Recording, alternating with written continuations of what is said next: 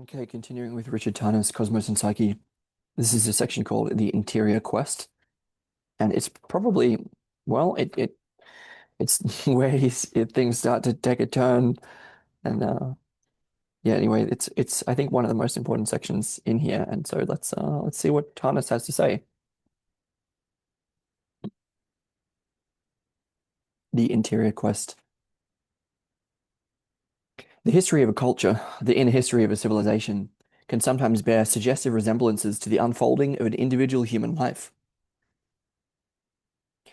In Joseph Campbell's classic description of the archetypal journey of the hero, the liberator, the shaman, the mystic, the creator, the discoverer of new worlds, a dramatic progression takes place that involves certain characteristic stages.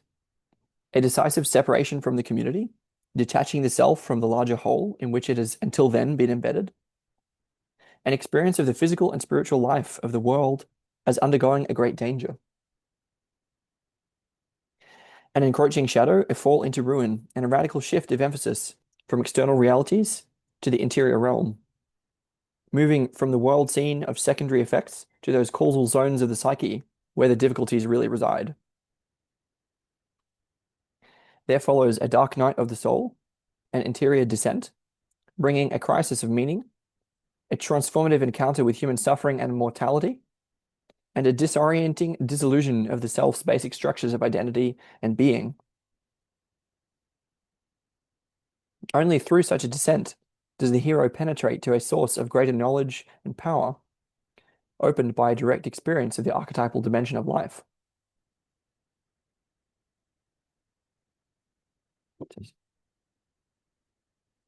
Along the way of this perilous journey, certain humble clues and anomalies unexpectedly appear that challenge and destabilize the confident knowledge of the old self, yet ultimately point the way to the threshold of another world. In the dramatic evolution of the human psyche, in the dramatic evolution of the Western psyche, which has proved so consequential for the planet, the enduring archetypal patterns visible in the myths of the hero also seem to function with extraordinary potency at the level of history and the collective cultural psyche. But if so, the shift in context from myth to history and from the individual person to a civilization has involved a surprising change in the terms of the narrative.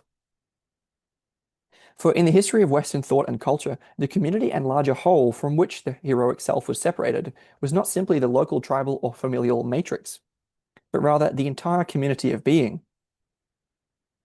the earth, the cosmos itself.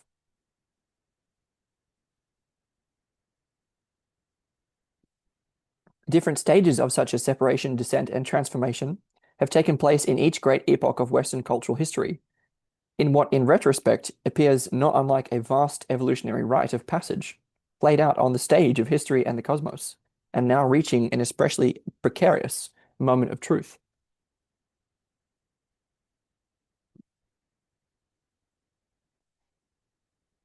We see such a pattern in late antiquity against the backdrop of classical civilization's ruinous decline. As the ancient cosmological vision eventually reached an opaque boundary within the overarching fixed structure of the geocentric Ptolemaic Aristotelian universe.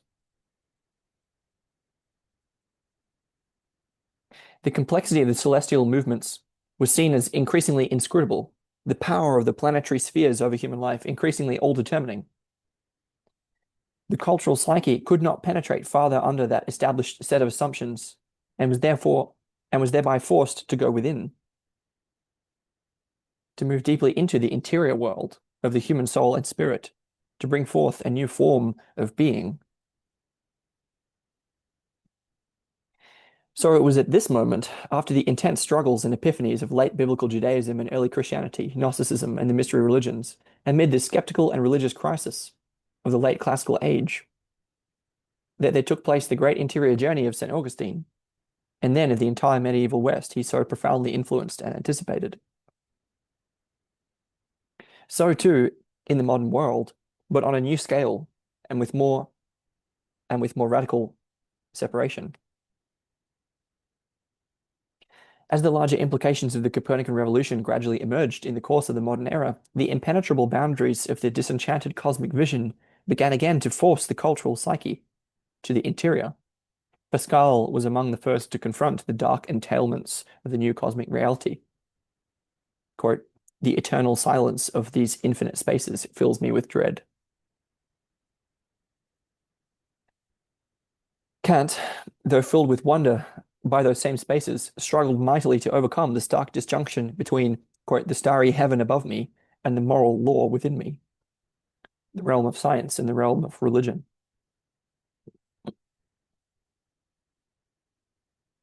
Finally, Nietzsche, fully recognizing the plight of the modern self in the scientifically revealed cosmos, quote, "straying as through an infinite nothing," began his paradigmatic descent into the interior depths. Thus, he foreshadowed the depth psychology that was conceived and developed in the immediate aftermath of that descent by Freud and Jung in Europe, and in a different but closely related mode by William James in America.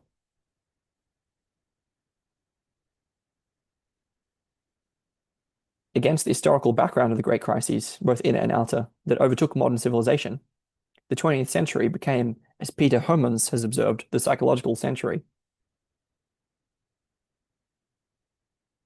It was Freud who first recognized the deep affinity and continuity linking the Copernican revolution with the depth psychology revolution. As the former event had irrevocably transformed the outer cosmos, so the latter irrevocably transformed the inner cosmos. In each case, radically overturning humankind's naive conviction of its centricity as the price for radically enlarging the compass of its vision. Just as the Copernicans had displaced the Earth from the center of the universe to reveal a much larger unknown cosmos, of which the Earth was now but a tiny peripheral fragment, the Freudians displaced the conscious self from the center of the inner universe to reveal a much larger unknown realm of the unconscious. The modern self had to acknowledge that it was not master of its own house, as the confident Cartesian ego had implied, but was rather a peripheral epiphenomenon of far more powerful processes working unfathomed beyond the boundaries of its awareness. Both revolutions, cosmological and psychological, were simultaneously decentering and emancipatory. But where Copernicus's came as the modern self began its great ascent, with Leonardo and Columbus, Luther and Montaigne, Bacon and Galileo, Descartes and Newton. By contrast, Freud's emerged at the other end of the trajectory as the modern self began its great descent, with Nietzsche and Weber, Kafka and Picasso, Heidegger and Wittgenstein, Woolf and Beauvoir, Camus and Beckett. The two revolutions heralded, as it were, the dawn and sunset of the modern self's solar journey. While the Copernican revolution impelled and symbolized the outward moving ascent and construction of the modern self that began in the Renaissance and brought forth the Enlightenment,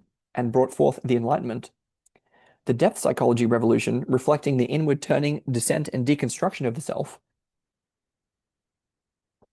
The depth psychology revolution reflected the inner turning, descent, and deconstruction of the self that commenced at the end of the 19th century and brought forth the postmodern era.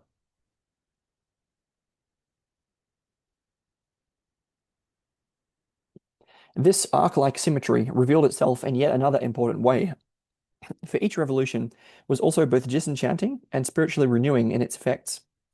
But whereas the Copernican awakening of outward ascent began with an ambiance of spiritual exaltation and then moved gradually but inexorably toward the random mechanistic universe of the later modern worldview, the unfolding of the depth psychology revolution of inward descent enacted rather the reverse sequence.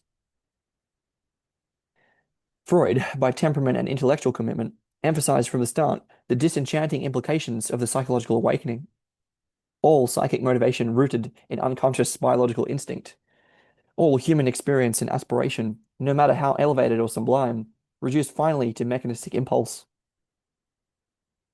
Yet even Freud, in the poetic and mythic cast of his vision, and his enduring emotional investment in archaic numinosity, in classical mythology, dream interpretation, ancient religious icons, and cultic secrecy, betrayed signs of an underlying ambivalence.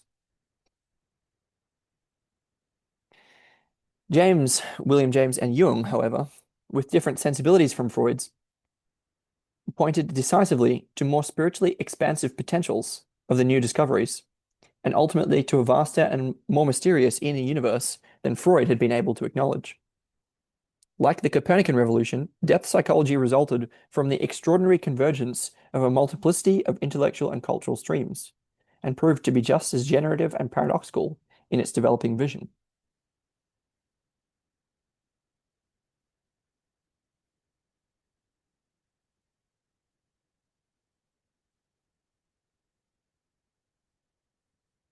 Of all the fields and disciplines of the modern intellectual world, it was uniquely depth psychology, by the very nature of its historical moment, its cultural sources, and its therapeutic aims, that located itself at the precise intersection of the two great polarities of the modern sensibility, the Enlightenment and Romanticism.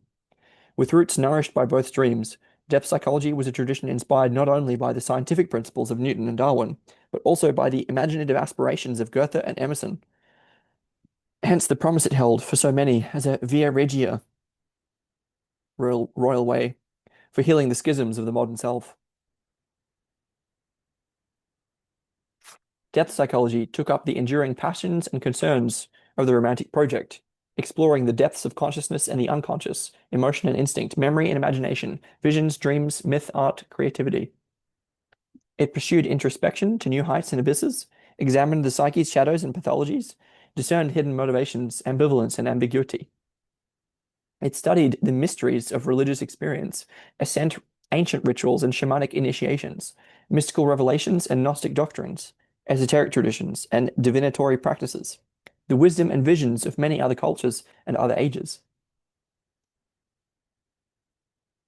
All this it did with an Enlightenment commitment to lucid rational analysis and systematic investigation, as it sought therapeutically effective knowledge in a context of collective empirical research.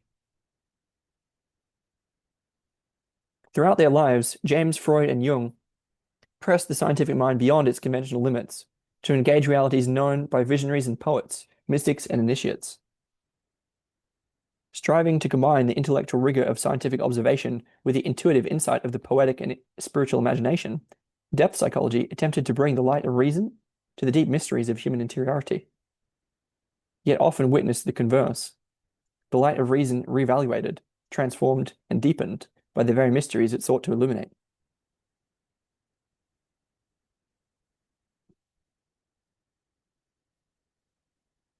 Moreover, as especially Jung understood, depth psychology engaged the Enlightenment's epistemological challenge set by Kant, as it attempted to discern the deep structural principles that inform human subjectivity, those enduring patterns and forms that unconsciously permeate and configure human knowledge and experience. Hence, Jung's understanding of depth psychology as the direct successor and heir of critical philosophy. Yet, contrary to Kant's narrow list of a priori categories, those underlying forms were repeatedly discovered, beginning with Nietzsche and Freud, and above all by Jung and his successors, to be mythic, symbolic, even numinous in nature, pervading and impelling human consciousness from the unconscious depths.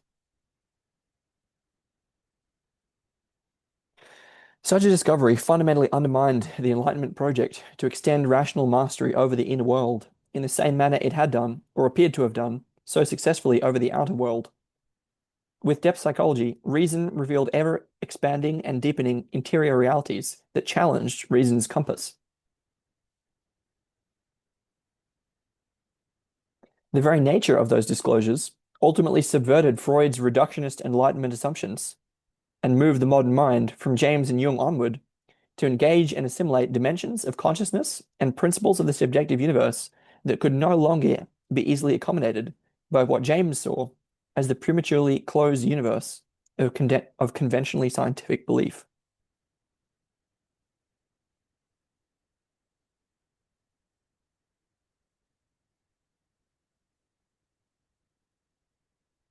Just as depth psychology subverted the naive orthodoxies of the scientific mind while extending the range of scientific inquiry, so it subverted the naive orthodoxies of traditional religion while extending the range of spiritual inquiry. The relationship of depth psychology to religion was complex. The directions opened by both James and Jung pointed toward the human universality of spiritual aspiration, contrary to the secularist assumptions of much modern thought. and provided new grounds for affirming the religious dimension of life as essential to psychological health and wholeness.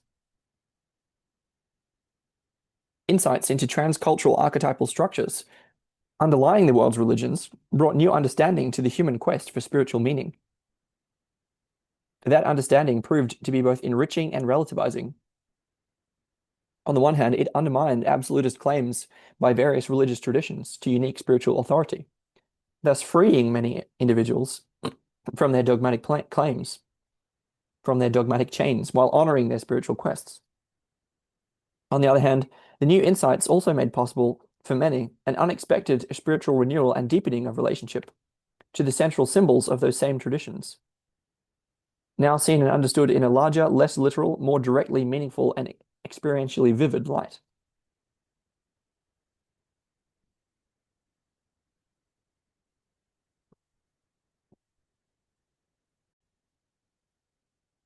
Especially affected were those many spiritual seekers whose experience of the sacred no longer readily fit within the structures of their inherited religious tradition, a phenomenon increasingly widespread in the late modern and postmodern era.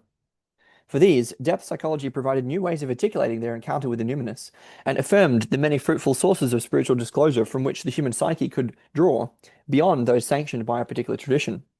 Non-ordinary states of consciousness, creativity, dreams, intimate relationships, sexuality and the body, nature, sacred traditions, and transformative practices from other eras and cultures. Like science, religion possessed its own techniques toward reifying a prematurely closed interpretation of the universe. Depth psychology offered an evolving frame of reference that opened the horizon of authentic religious experience to engage the mysteries of human existence beyond the constraints and mutual antagonisms widely characteristic of the world's religious traditions. Given the modern mind's radical divisions between self and world, and between conscious and unconscious, the continuing centrality in 20th century thought of depth psychology can be recognized as in some sense inevitable. For the radiant emergence of the modern rational self, the highly focused, centered, empowered, detached, objectifying, self-reflective, and self-identifying Cartesian consciousness, effectively consolated and unconscious. As light creates shadow, which then needed to be theorized, explored, and painstakingly integrated. The discovery of the unconscious was thus significant on many fronts, with multiple implications needing to be addressed, not only psychological and therapeutic, but cultural and historical, philosophical and political, existential and spiritual. Jung described that significance in the strongest possible terms. Quote, "We have not understood yet that the discovery of the unconscious means an enormous spiritual task, which must be accomplished if we wish to preserve our civilization."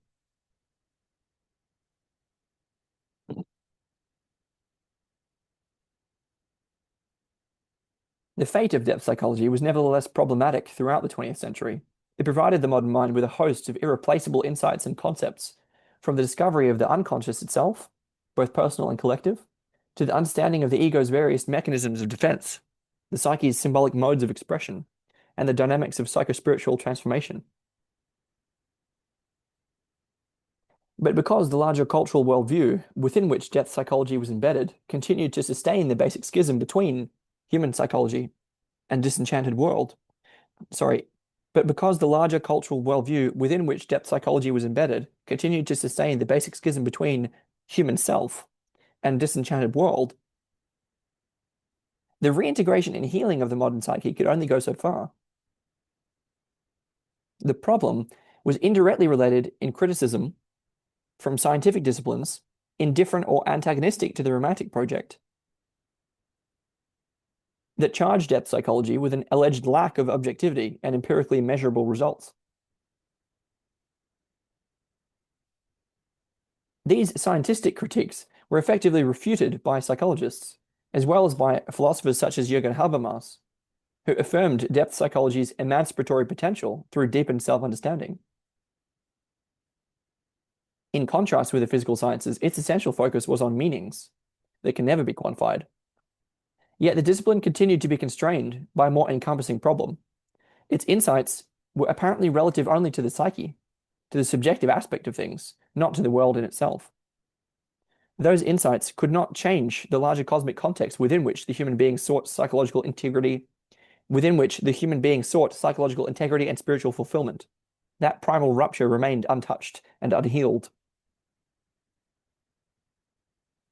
Within the established structure of the modern worldview, no matter how subjectively convincing might be the psychological evidence for a transcendent spiritual dimension, an archetypal realm, an anima mundi, soul of the world, a universal religious impulse, or the existence of God, the discoveries of psychology could reveal nothing with certainty about the actual constitution of reality. The experiences and inner knowledge explored by depth psychology could be regarded only as an expression of the human psyche and its intrinsic structures. Human spirituality and religion were still, in effect, confined to the subjective universe. What existed beyond this could not be said. Depth psychology had perhaps rendered a deeper and richer inner world for the modern soul, but the objective universe known by natural science was still materialistically opaque and purposeless. With the chasm in the modern worldview between religious romantic and depth psychological interiority on the one hand, and the mechanistic world picture of the physical sciences on the other, there appeared to be no possibility for an authentic bridge or mediation between self and world, subject and object, psyche and cosmos. At its core and essence, modernity had consolidated a seemingly irresolvable tension of opposites, a fundamental antithesis between an objectivist cosmology and a subjectivist psychology.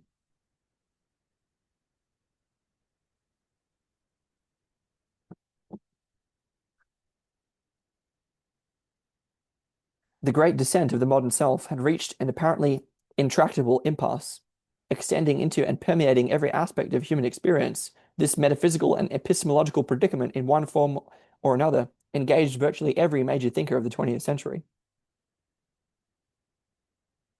Many courageous responses to this encompassing dilemma emerged in the course of that century, some resigned to its inevitability, others anticipating its transformation. Among the latter, from within the field of depth psychology itself, the study of one provocative category of phenomena in particular has suggested with special directness, that the chasmatic division between interior self and objective world might not be absolute.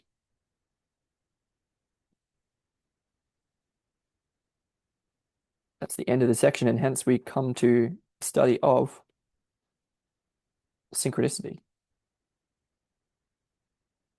and its implications, to which I will, at least according to Tarnas, to which I will return.